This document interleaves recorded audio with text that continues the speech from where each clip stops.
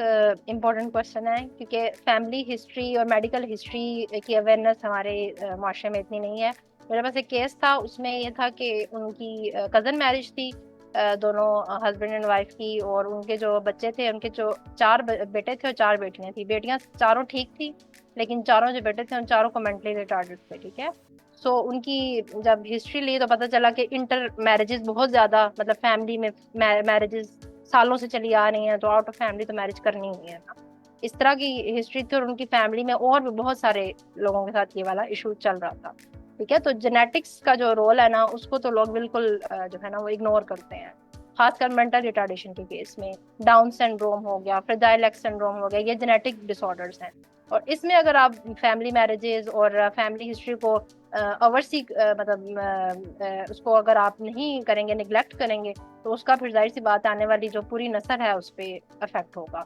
और अभी भी हम, अगर हमारे पास क्लिनिकल सेटिंग में लोग आते हैं, हम उनको कहते हैं, अब उस फैमिली को हमने ये बात काउंसल की कि अगर अब आप अपनी बच्चियों की शादियां out of family, because they are carrier, सारी जो बच्चियां हैं वो कैरियर हैं, अगर उनकी दोबारा आप शादियां करेंगे फैमिली में, तो अगेन उनकी जो आगे से बच्चे होंगे उनको भी इस तरह के मसले होंगे। लेकिन अगर आप आउट ऑफ फैमिली करेंगे तो फिर नहीं होंगे। लेकिन बट डिसाइड के नहीं, हमारा तो सालों से ये सब चला आ रहा है, और हम अभी भी यही, हम ये नहीं कर सकते ना, हम इस चीज को नहीं रोक सकते।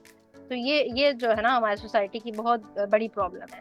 सो ये इस चीज को बिल्कुल लोग ना डिनाई करते हैं। दूसरा, मेडिकल हिस्ट्री की अगर हम बात करें, तो जैसे अगर एक बच्चा है, वो नॉर्मली उसकी सारी डेवलपमेंट नॉर्मल थी, 1 साल तक, 1.5 साल तक वो बिल्कुल ठीक था, अचानक से उसको बुखार हुआ, दौरे पड़े। ठीक है। तेज बुखार के साथ जो दौरे झटके लगते हैं ना, वो जो है वो जरा जो है वो सीरियस चीज होती है। उसके बाद जो है ना बच्चे की जो है परफॉर्मेंस में डिक्लाइन आना शुरू हो गया, तो वहां पे भी ना उस चीज से भी लोग अवेयर नहीं होते। उनको लगता है कि शायद अचानक ही कोई जिन आ गया या कुछ नजर लग गई हमारे बच्चे को, और फिर उसके बाद जो है ना ये इशू हुआ। लेकिन पीछे जब हम वो हिस्ट्री लेते हैं तो हमें पता चलता है कि बुखार हुआ था, या बच्चा हॉस्पिटलाइज रहा था ज्यादा, उसको ये फिट्स वगैरह भी हुए थे, एट टाइम्स साइलेंट फिट्स भी होते हैं।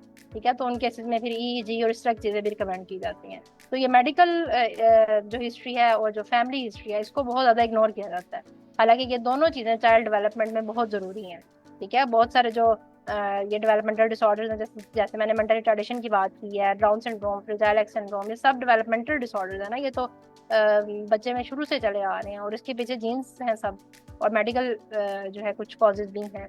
तो इनको जो है समझना, या इनको जो है अवेयर होना, इससे पेरेंट्स का बहुत जरूरी है, जो छोटे बच्चे हैं खासकर, ताकि अगर बुखार हो या इस तरह की कोई कंडीशन हो तो फौरन से मेडिकल हेल्प सीख करें, और बुखार जो है वो इतना ना बढ़ने दें कि झटके हो या इन चीज़ों तक नौबत आए, क्योंकि उससे फिर पूरी लाइफ बच्चे के इफेक्ट हो जाती है। तो ये जो है जरूरी है।